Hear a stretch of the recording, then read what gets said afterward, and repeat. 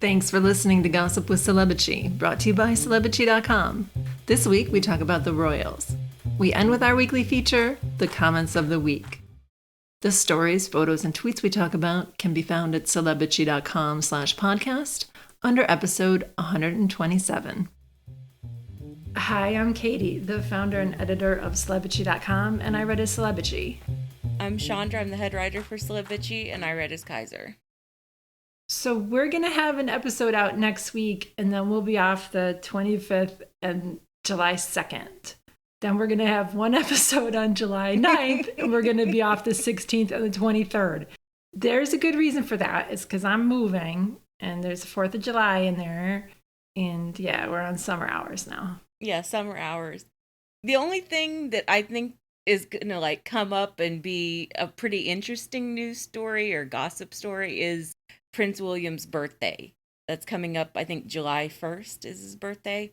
And I'm very interested to see if there's a huge PR effort like there was for Kate's birthday. So actually, Prince William's birthday is June 21st.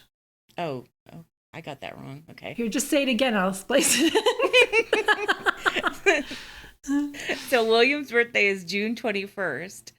And just splice that in. Okay. This is going to sound bad because you're laughing.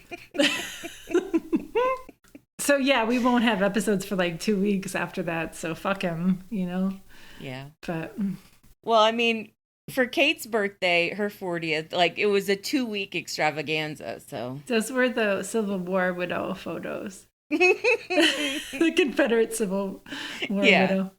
That was great. I remember that, where she did not look like herself at all. And the glamour shot. Oh, that was so bad. It was pretty bad. So I saw the Downton Abbey movie. I really liked it. It was cute and fluffy. It was a little bit better than I expected. It wasn't amazing, but it was a good movie. I don't regret it. It was what you would want from that type of movie. Was Matthew Good in it? No. That was the story at the end of the series, was that she gets with Matthew Good, with Lady Mary. No, so he wasn't in it. Is it a spoiler to say he wasn't in it at all? Well, because he wasn't part of the promotion. So I was like, I wonder what happened to his character. It's not a spoiler because people can IMDb it, because Hugh Dancy was in it. That's all I'm going to say. Was he involved with Lady Mary? No spoilers. Oh, for goodness sake. It's Downton Abbey. I'll tell you offline. But yeah, he wasn't in it. Oh, okay. I miss Dan Stevens. I'm still sad about that. Whenever I see Dan Stevens, I'm like, oh, cousin Matthew. You wanted to move on from that. It was really cute. I loved the settings and the costuming. They did this thing where they were using filters, and some of the older actors' faces looked really weird and uncanny.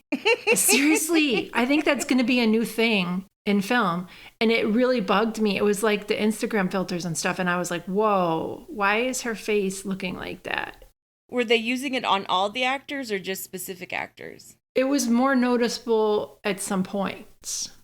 Some people who should be looking old weren't, and it just was really weird. It was really weird. But I tried Googling it, and I couldn't find anybody else complaining about it. Maybe if I put it on Twitter, people will say something, or maybe they think I'm crazy, but I seriously saw some differences in the faces. Well, I think also with so much digital photography, stuff looks weirder now than when we were growing up. When we watch films, our experiences now are very different. Because it's super high res. Exactly. And yeah, there's just too much CGI in general. Yeah. Even when it's not needed. Yeah. Well, I finished watching Shining Girls. The last episode was released last Friday. Oh, okay. It was very good. It was a satisfying ending. Someone was like, oh, they've left room in case they want to do a season 2. I don't think they would. It was a satisfying conclusion, but there are still questions I have, because the whole time traveling thing, it didn't actually make that much sense in the end. But anyway, it was a good series, and Elizabeth Moss was great in it. Oh, cool. I keep seeing that coming up when I open the Apple TV app. I would recommend it, honestly. Okay. if you don't care that Elizabeth Moss is a Scientologist and like you can put that out of your mind for 8 episodes, it's a very good series. It is different. I feel like with the people who were born into it, they don't have a choice because they would lose their whole family if they left Exactly. it. So I gave her more of a pass than others. I do too. And I feel like she's not as connected to it. She's in Canada. She's working in New York. She's not so much a part of it in the daily sense, but still, she's part of a cult. Yeah, it's a bad cult. My favorite series is back on Starz, and it's called P-Valley. It's one of the best shows I've ever seen. And the season 2 first episode aired last week. Holy shit, it's so good. And they incorporate the pandemic in a way that's so realistic, yet not a bummer. And I was just very impressed with it, and I'm going to keep watching it. I love it. And I recommend people even subscribe to Starz just to get P-Valley. Now, did I read that like Megan Thee Stallion is going to do a guest appearance on it? She might, because it's a show about a strip club in Mississippi. That's awesome. And the women really do learn how to work the pole, like the actresses in it. And they're fabulous. And it's fun to watch for that too. But the drama is just beyond and excellent. But yeah, she might. I didn't hear. If you heard that she's going to be on a show, it's probably P-Valley. Yeah, I think she showed up to the premiere and someone said like, oh, she's did something with it. She guest starred or she's involved somehow in this season. Okay. So Peridot, who writes with us too, she watches it as well. And she really likes it. So. All right. Well, I'll give it a try. I have Starz. Yeah. Okay. Yeah, you'll like it. All right, let's talk about the royals. So we had the Jubilee last week and over the weekend. And last week we talked about the Sussexes' appearance at the Jubilee service. I can't say Jubilee. I'm looking at it. My mouth will not say it. On Friday. And so it turns out like that was all they did at the Jubilee, other than they were behind the scenes during the balcony appearance. That's all they did. Yeah, they did trooping, but behind the scenes, they were at the Major General's office. And then they did the Jubilee church service on Friday. Saturday was Lily's birthday. They stayed at Frogmore Cottage. I heard some sources say that they did spend some time with the Queen on Friday, but it was private. Okay. And then they left Sunday, what was probably late afternoon. So there's a story in People magazine with quotes from an insider who said that they were, quote, low key, they paid their respects and they went home. They were really here to see the Queen, and they did. And there's some question as to whether that's a true insider quote, but either way, it's pretty accurate to what they did. Yeah, and the insider was basically like, they're not working royals anymore. They're not going to just show up wherever you want them to. Yeah. Harry hasn't been saying it, but he's been showing us that he's just going to show up for the Queen, and he's just going to show up for the memory of his mother, and that's about it. Yeah. He's not going to show up for his father. He's not going to show up for his brother. He is only going to attach himself to that island for very specific reasons, for very specific people, too. And that's smart. Yeah.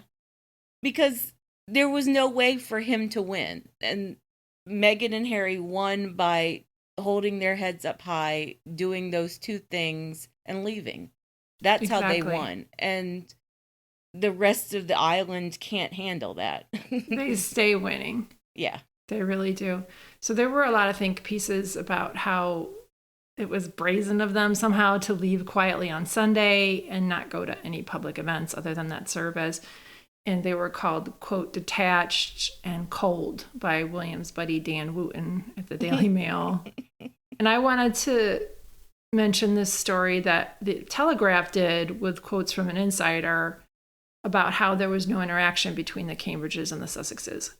So their insider said, quote, a line was crossed with the Oprah Winfrey interview, and it's hard to come back from that, not least when there still has been no acknowledgement of the motivations behind it and the hurt it caused. Someone needs to be steely in this. So they're saying the Sussexes are detached and cold for doing their thing, but the Cambridges are steely. This is the central narrative that they've been pushing. is that it's more upsetting to them to be accused of being racist than to be racist. And they're not sorry for being racist. They want to be apologized to for, yeah, you get it. Yeah, but I don't even think that that's truly the central message of the Cambridges. Like, Kensington Palace's messaging is all out of kilter because they're trying to do 10 different things at once, and some of those things are contradicting each other. They want to make it sound like William and Kate were steely and that they punished Harry and Meghan, and William and Kate refused to speak to Harry and Meghan, when it was quite clear that Harry and Meghan just came in. They weren't trying to get into any bullshit, and they were the ones saying no to all the invitations that they were being given. Because they know what's going to happen if they give them too much footage and if they do too many things. Yeah. And, I mean, not for nothing, but keeping William and Harry apart wasn't just Harry's call, and it wasn't just William's call. It was Buckingham Palace and the Queen and Charles arranging it so that the brothers would be kept apart, so that there would be no drama. And no photo ops, but we still saw them looking stony-faced. Yeah. The Cambridges, particularly. Well, I mean, neither William or Kate, they don't have poker faces. And neither does Harry, really. Like, I will say, Harry looked not upset. He looked like he was prepared to, like, throw down if anyone said shit to him, especially in church. He had that look in his face like, it's me against the world. And William and Kate, like, they just look like assholes constantly. Yeah, that's their faces. It is. Resting asshole face. They do. So we got a lot of stories about the Cambridges at the Jubilee parade on Sunday. Kate wore a white belted coat and skirt, which was quite reminiscent of Meghan's light lilac belted coat dress at the service. But I guess we're not supposed to notice that. And then the Cambridges got the most headlines for little Louis, because he tried to shush his mom. He pushed her hand away. There were like videos of him doing the nya face to her with his hand. He just seemed bored as hell. I mean, it was hours he had to sit there and watch that. To me, it read like more than just boredom. It wasn't like, oh, he's just trying to amuse himself. His mother was getting in his face and pointing at things and like trying to arrange a photo op. Oh, she's being so Diana-like with her children.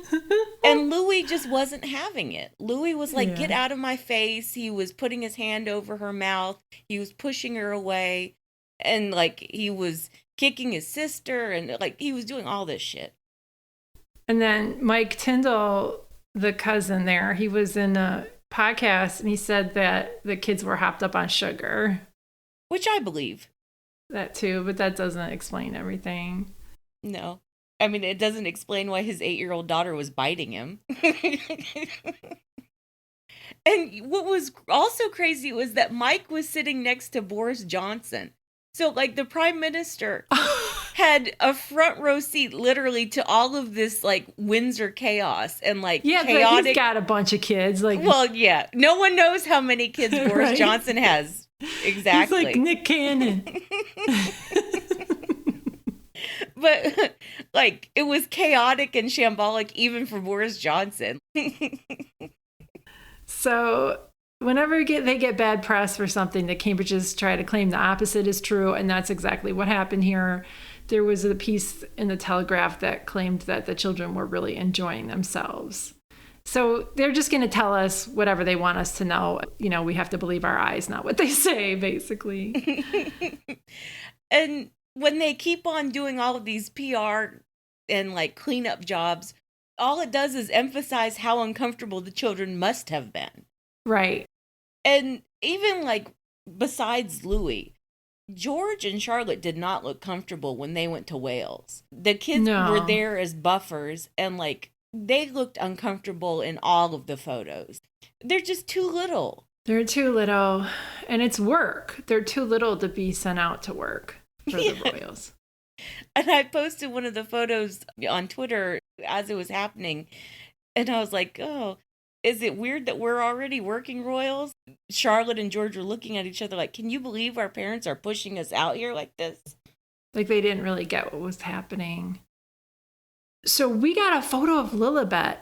So cute. Early Monday evening. Yes, because a photographer named Meeson Harriman was there and he took the photo. And he's the same guy who took the pregnancy announcement photo remotely from iPad. So it was kind of cute that he helped share the first photo of her as well. And they clearly invited him and his wife and his kids over to the birthday party too. So I feel like they've been friendly for a while.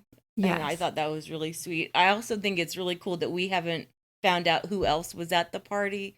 The Sun tried to claim some shit about who was there. I doubt that. I think it was mostly Meghan and Harry's non-royal friends. Yeah, that's a good point. I didn't even think of that. But yeah, the picture of Lily was just adorable. She's a little redhead. She's so cute. Oh my gosh. And she just looks so happy. And it's like a little side picture. She's in a little dress and smiling. She's got all those teeth.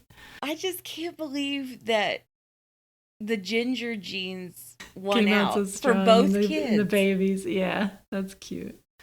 And they'll probably get darker hair as they get older. Like a lot of kids have lighter hair when they're born. But yeah. But someone else said, and it's true, Lily might be Diana's only blue-eyed grandchild. Oh. Because the Cambridge kids all have brown eyes or hazel eyes. And I think Archie has brown eyes like his mom. I think Lily has blue eyes. Okay. I didn't even notice that. So after that photo came out, we heard that Harry and Meghan were, quote, banned from taking any photos with the Queen when they saw her. And then we got another follow-up story saying that they were just having a private moment with the Queen and that they didn't ask for photos. And that sounds more likely. Or maybe they took some privately and they're not going to share them. You know, whatever happened, it's their business. And stop wringing your hands over it because you don't have the pictures, you know? Yeah, it was basically like the Queen's aides don't actually know what happened because the meetings were private. No one knows except for Meghan, Harry, and the Queen. And I like what you wrote in that article about how they didn't ask for photos. You wrote, do you want to read it or do you want me to read it? I said, all Harry has to do is call up Gayle King or Omid Scobie and say, this is what actually happened. And then all those same people will lose their minds because Harry spoke to a media outlet, gasp. And then the outrage over photos with the Queen will smoothly transition to outrage over Harry denying their bullshit stories. And that's all it would be. And they're still freaking out over the Oprah interview. Like, get over it. And how can they still be so freaked out about the Oprah interview, yet they won't actually focus on what was said during the interview about this very specific claims that Harry and Meghan made? Because they know that it would make them look bad. So we talked about the royals on Zoom, and this is Michelle, Courtney, Amira, and Karen. It was funny. So Chandra had posted on Twitter. She was like, we're not parent shaming. We're childhood expert shaming. Where was the royal iPad? The royal iPad needed to be summoned. Sorry, but the fact that she as a parent thought that that child would sit there for that amount of time right there tells me that she doesn't take care of her kids, that she has other people taking care of her kids, because even I know that a 4-year-old is not going to sit there that long. Especially everybody talking about how Louis was not having a good time at the party. And everybody was saying, it's like, you know, there'd be a million hit pieces about Meghan if that was Archie or Lily. Yeah. Oh, yeah. Terrible mother. This is what happens when you raise a child in California. I'm glad that we didn't see the kids. And then for them to like, well, while everybody's at the Jubilee, we're going to jet back home. And that was smart because all eyes were on that. So nobody would have been paying attention to the fact that they were up and leaving. I thought that was great what they did. So yeah, it's like Karen was saying, the way they handled it was excellent. Yeah, the Sussexes. Yeah, the Sussexes, not the Cambridges and their kids. Yeah, the way Harry and Meghan handled it was great. And I was expecting to see them more, but I'm glad they didn't. I'm glad they were just in and out. And I should have known, because that's what Harry did for the Diana statue unveiling. He was only there for a few days. He kept it real breezy. Now, I am a little bit surprised that they didn't do anything with their charities. I thought maybe that we would get a charity appearance somewhere, but Yeah, me too. it's fine that we didn't. As I said last week, I think the security situation is still fucked up. That's why they flew in commercial, because they could do it low key and quiet, and flew out private, I think. Because once everybody knew they were there, they would be looking out for them, and it was more dangerous for them to fly out commercial. Probably. I like my theory, which was that they were still moving stuff out of Frogmore. Oh, yeah, that's a good theory, too. I read that. I just forgot. Overall, what was your impression of the Jubilee? I like how we only got a couple pictures of Meghan, and one was where she was like happy and playing with the kids, and the other was where she was walking into the church with Harry on her arm. I guess you could say it the other way around. She was on Harry's arm or whatever, and looking elegant and, what did you say last week? Expensive. Expensive and unbothered. And unbothered. Yeah, exactly. I like the image that projects. Yeah, and that was like the big story from the Jubilee. Yes. It was that Harry and Meghan came back and that they walked into church with their heads held high. Like, that was the big story. And I think that's a huge problem for the monarchy. It is, because Kate and William look so disconnected. They weren't even walking close to each other. It's like he couldn't get away from her fast enough. And they look so pissed off. And then her kid was mean to her. I mean, little kids are like that. But the other story was that her kid put his hand over her mouth. Yeah. And that the early years expert can't handle her children. That her children look miserable being out in the public eye. That William and Harry both always said that they wouldn't do that to their children. And yet here's William making his kids basically already work for the firm. And it's like we were saying on Zoom, where's the iPad? She's such an expert in early years. She's never said anything about technology or getting her kids something to do. I mean, my kid had an iPad. He does great in school. He's not distracted. You know, I think technology, kids should have access to it. That's just my opinion. Or a card game. Yeah, a coloring book and crayons. Something you can play. Yeah. Like a little game that he could play with his sister, who was sitting right beside him. You know, like just something that he could have in his hands. Or even books that she could read them or something like that. Yeah. Yeah, and I realize why Kate and William had to be at the stupid fucking parade. And probably why George had to. And George was acting perfectly fine. You know, he's old enough to know how to behave in public, and no one was even paying attention to him anyway. And Charlotte was fine too. She was fine at the parade. She looked a little bit bored, and she was talking to her cousins or second cousins. But like at some point, very quickly, Kate or someone should have taken Louis out. You've been like, Louis, let's go do something else. Yeah. And there's no shame in that. And it could be his age. It could also be his personality. Kids, I swear, they come out fully formed. Like, it could just be his personality. That's how he is. So get him something else to do. But yeah, it was too bad. So those were the two big stories. And it's like when Scobie was writing this week, the monarchy's boring without Harry and Meghan. And it's going to be boring without the Queen. And yeah. I mean, the Queen is pretty boring anyway, but people have so much respect for her and, you know, her historic reign, and especially older people who remember her when she was younger, when she was a young queen. Yeah. And who's going to give a shit once she goes? I don't know. I think Charles will be an okay king, though. I mean, he's not the worst. Yeah, I've come around to the idea that Charles is not going to be a terrible king. He's going to be a statesman. He's going to be transitional. But transitional to what? He's going to protect the royal interest above all else, but he'll keep up appearances that they're, you know, magnanimous or whatever. They're helping people by existing because he's got to. I just don't know.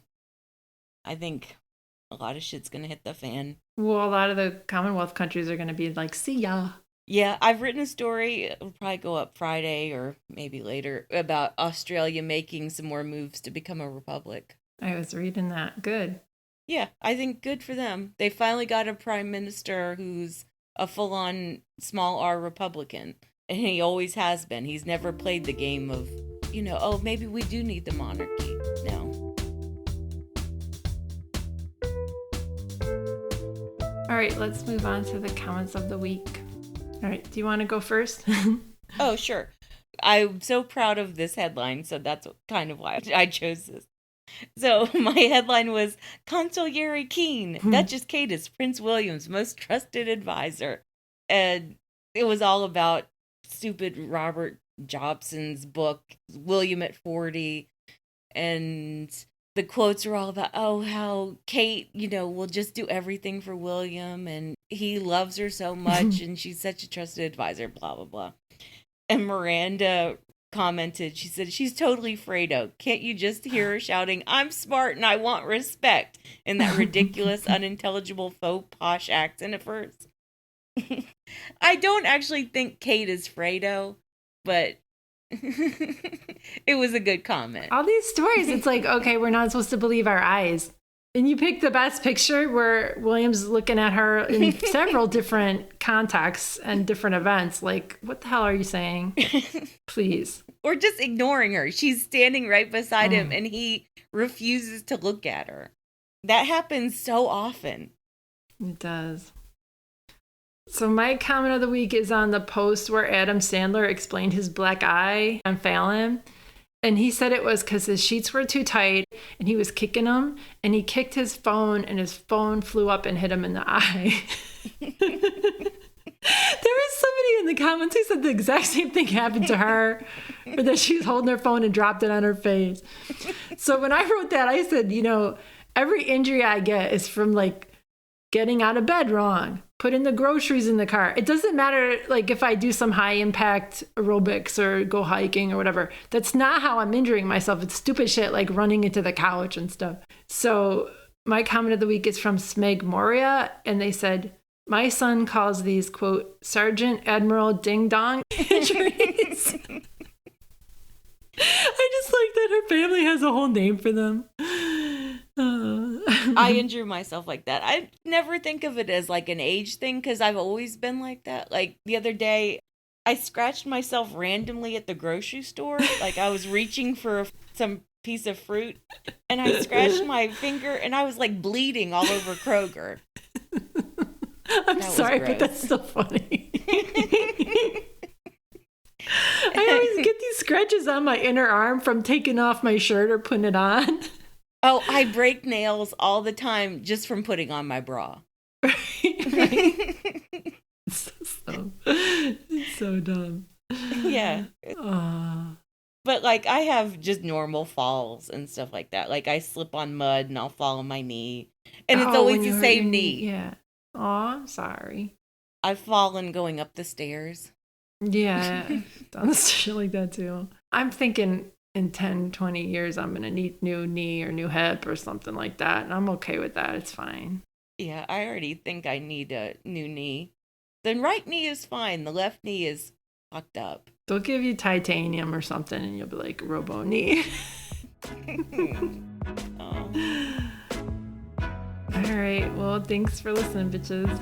Thanks, bitches. Thank you for listening to the Celebrity Podcast. Please rate, review, and subscribe wherever you listen. If you like us, please turn off your ad blocker when you visit our site. You can text us or leave a voicemail at 434-218-3219. Our music is from AA Alto, Maiden, and via Premium Beat and Sound of Picture. Thanks again. I wanted to talk about throwing out my bag, but I didn't want to jinx myself. I feel like coming on. Well, the last time I threw out my bag, I had no idea what I fucking did. It wasn't even like I had a good stupid injury story. It was just like I woke up one day and I could barely fucking move. I feel like coming on and I don't want to think about it. Like if I talk about it, it'll happen. Don't do it.